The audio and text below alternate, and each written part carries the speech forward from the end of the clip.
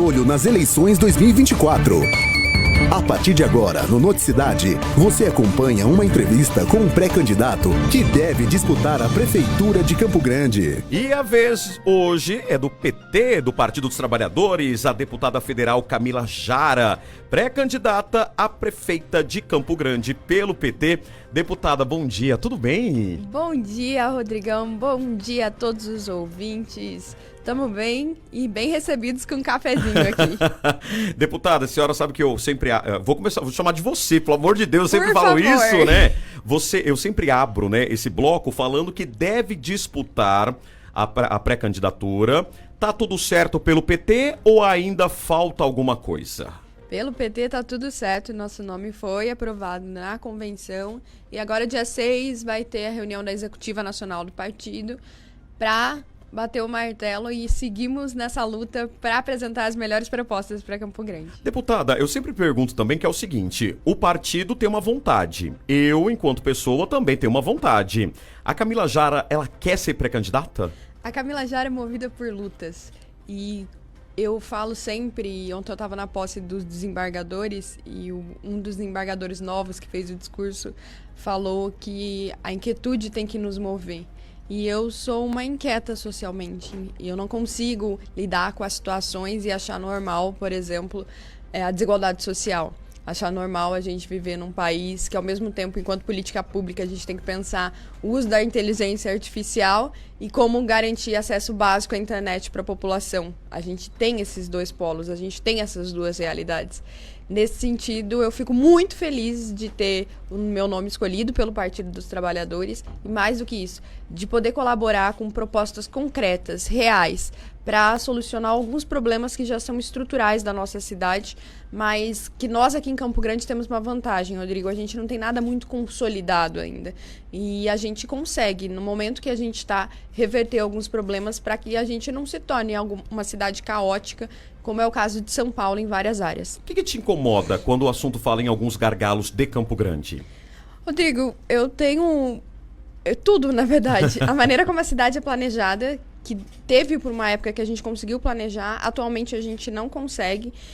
Campo Grande é uma cidade muito espalhada, quando para atravessar a cidade a gente demora 1 hora, isso sem trânsito de uma ponta a outra por conta da distância. Isso complica o acesso a saneamento básico, o acesso a asfalto com dignidade, porque a gente precisa asfaltar Campo Grande, o tanto que a gente precisa de asfalto é como se a gente fosse chegar daqui até São Paulo.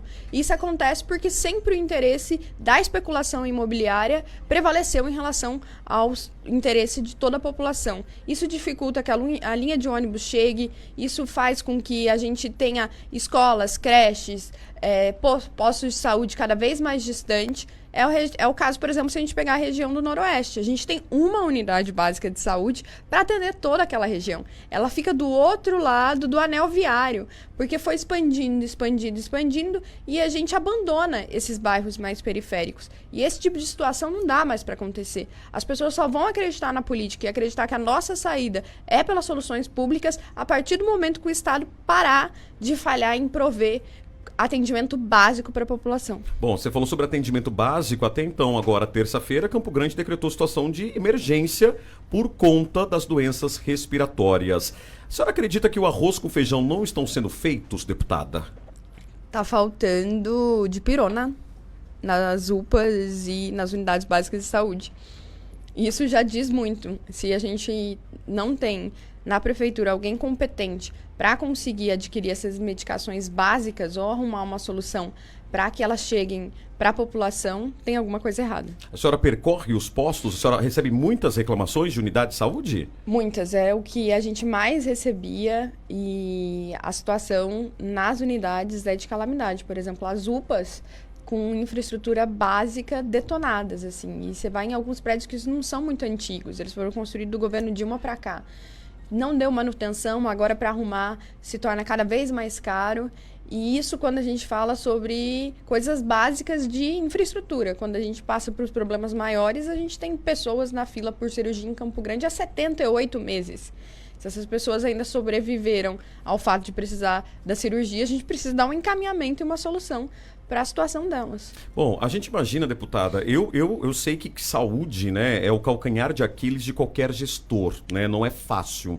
Só que, ao mesmo tempo, o Brasil é o único país do planeta que tem um sistema único de saúde. Vacina de graça, por exemplo, né? Pode ser a pessoa da periferia, pode ser o bilionário. Se ele quiser se vacinar de graça, ele pode, porque o SUS, ele provém disso. E a pergunta que eu faço para a senhora é o seguinte: dá para ajustar a casa em tão pouco tempo, em um mandato, por exemplo? A gente não vai criar soluções que vão parecer mágica. Você não vai resolver o problema da saúde num passo de mágicas. E é importante destacar isso, você falou, Rodrigão, que a gente tem uma saúde, ela é deficitária, mas a gente tem. Em alguns países, as pessoas que sofrem acidente de carro vão a pé ou de carona para o hospital, porque a ambulância que te leva para o hospital, se você sofreu algum acidente, é privada. Tem pessoas que pedem a casa, hipotecam a casa para conseguir garantir acesso a um tratamento de câncer. E isso é uma realidade de muitos países. Então, o SUS é nosso, é da população e é dever de cada um de nós lutar pela melhoria dele.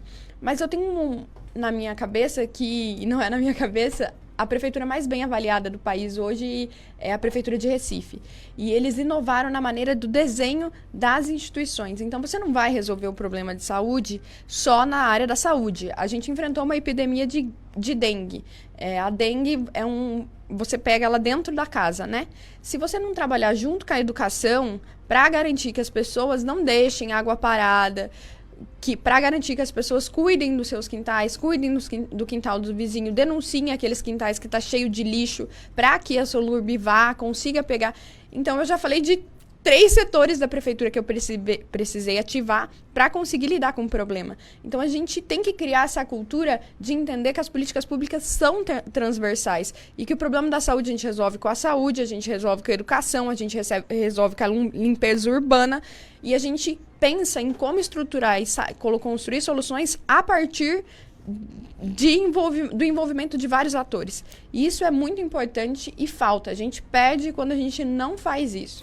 Deputada, chegou uma pergunta, né, quando a gente anunciou que você viria aqui hoje, e eu achei interessante a pergunta e eu refiz para um outro pré-candidato, que é a questão do apadrinhamento. Hoje você recebe bênçãos do presidente da República, que é o Lula, que esteve aqui recentemente. Outros pré-candidatos teriam recebido a bênção do ex-presidente Jair Bolsonaro. Só que assim, né, até então teriam recebido bênçãos de um ex-presidente, você recebe a bênção do atual presidente. Você não fica com receio dessa questão da polarização nas eleições municipais? Rodrigo, eu ficaria com receio de receber o apadrinhamento de um presidente que não trouxe nada para Campo Grande. E aí eu desafio a todos os ouvintes a me dizer uma obra estruturante que o ex-presidente Jair Bolsonaro fez em Campo Grande. Não fez nada, mas em relação à polarização, eu entendo que esse é o momento da população deixar A ou B de lado. Eu sou do Partido dos Trabalhadores porque eu tenho uma ideologia clara, porque eu acredito que a nossa sociedade só vai se desenvolver a partir do momento que a gente der oportunidade iguais para todos se desenvolverem. Não tem essa história de, fica dando peixe e tem que ensinar a pescar. A gente tem que dar a linha e o anzol antes, porque senão ninguém consegue pegar um peixe, a não ser que você tenha uma habilidade muito grande, igual os indígenas, os guatós, para pegar sem a linha e anzol. Mas a maioria da população não tem isso. E o Brasil é esse país. É o país onde nós temos mais de 20 milhões de pessoas que passam fome. No estado da agricultura, deveria ser compromisso primordial a gente erradicar a fome do nosso estado. Garantir que todas as pessoas tenham acesso a políticas públicas para terem o que comer. Então, eu estou no Partido dos Trabalhadores porque eu entendo que a gente só vai se desenvolver se o Estado oferecer essas oportunidades para todas as pessoas. Bom, e falando... Desculpa, pode concluir. Não, fica tranquilo. E, nesse sentido, a polarização atrapalha o debate da política porque a gente quer saber, e a população quer saber, como que vai resolver o problema do ônibus que passa 1 hora de atraso. Quer saber como vai resolver o problema do posto de saúde que está sem médico especialista. Quer saber como que a gente vai ter cursos para preparar Campo Grande para a rota bioceânica e garantir que a nossa economia volte a funcionar e que os comerciantes do centro voltem a vender. Então, é muito importante que a gente coloque essas questões no centro do debate. Vai ter muita gente querendo desviar o debate para pautas morais, mas isso você e cada um de nós definimos dentro da nossa casa com a nossa família. no debate público, a gente tem que debater coisas públicas, coisas que são comuns de toda a sociedade. A gente não pode ficar discutindo outra coisa enquanto a gente está no estado de calamidade pública na saúde, no município, por exemplo. Você está falando direto, né, sobre a questão da igualdade, né? A pessoa tem que ter a oportunidade, ela tem que ter uma moradia, tem que ter uma boa saúde. Há algum tempo, Campo Grande não tinha favela, por exemplo, deputada, né? A gente que cresceu em Campo Grande sabe disso, e agora nós temos várias comunidades, inclusive uma no final do ano passado pegou fogo, né? Foi uma tragédia anunciada, porque quando se vê um amontoado de barracos, algo trágico pode acontecer. E como lidar com essa questão de, por exemplo, moradias populares? Porque assim, acabar não é fácil, mas dá para amenizar.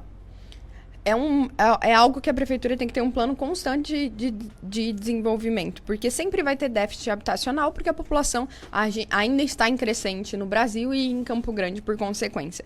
Então, a gente tem que ter um programa claro, com prazo, com datas, com metas. Olha, esse ano o governo federal, o governo Lula está mandando quase 700 moradias para Campo Grande. Então já foram 700, mas ainda tem uma lista de espera de quase 50 mil pessoas. Como a gente vai fazer para garantir o acesso à moradia para essas pessoas? Então, quanto a prefeitura vai investir no orçamento anual em contrapartida com o Estado, com o município e com o governo federal?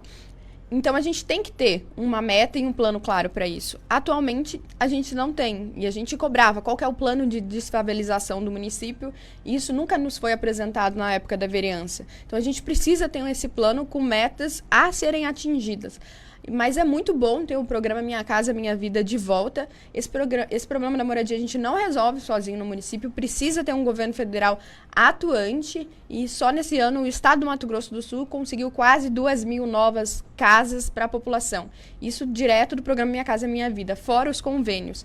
Então, é muito importante ter essa prioridade também no governo federal. E existem outras soluções que podem ser aplicadas para além da construção das moradias do Minha Casa Minha Vida. A gente tem todo o centro que precisa ser habitado novamente para a população, entender o que a gente pode fazer com os imóveis vazios, se é criar alguma forma de aluguel social mais eficiente, com valor maior do que é dado hoje. Então, a gente precisa expandir essas políticas de ocupação dos centros urbanos e garantir também que, com a parceria com o governo federal e com o governo do estado, a gente consiga prover essas moradias para a população. Deputada, o seu nome aparece ali em quarto, em quinto lugar nas últimas pesquisas divulgadas, né, aqui em Campo Grande. O teu principal desafio, eu acredito que sejam dois, no meu ponto de vista. Eu acredito que é resgatar e motivar os jovens de 16 a 18 anos a votarem, porque até ali é opcional, né? E o segundo é como aumentar a tua popularidade em Campo Grande. Primeiro, eu gostaria de agradecer esse espaço, Rodrigão. Você é uma pessoa muito popular em Campo Grande e estar junto com você e oportunizar falar sobre os nossos projetos e a maneira como a gente entende que deve ser gerida a cidade é muito importante. Então, muito obrigada por esse espaço. Eu entendo que a juventude tem que votar e tem que decidir se você escolhe o canal que você vai entrar, ou se você escolhe o perfil que você vai seguir no Instagram. Com certeza você tem que escolher os representantes que vão estar atuando junto com vocês. Está tendo campanha para regularizar e para tirar o título de eleitor. O TRE está informando, tem vários outdoors pela cidade. Então, se você tem essa idade... Até amanhã. Corra que dá tempo de você regularizar o título de eleitor e vem somar nessa construção com a gente. Eu sei que os motivos para a gente não acreditar na política são imensos, mas a gente precisa acreditar que as coisas vão ser melhores, porque a gente não pode mais aceitar que vidas sejam perdidas e pessoas não tenham oportunidades por conta da má gestão pública. Bom, recebi aqui deputada federal Camila Jara, pré-candidata à Prefeitura de Campo Grande pelo PT. Nosso próximo encontro é semana que vem na TV agora, hein, deputada? Na TV. Vou montar uma sala para te receber lá, tá bom? Com toda certeza. Muito obrigado, gente. Se vocês quiserem acompanhar mais o nosso trabalho e mandar sugestões sobre a melhoria na nossa cidade, é só seguir a gente nas redes sociais, @CamilaJaraMS. Muito obrigado por ter ficado com a gente aqui.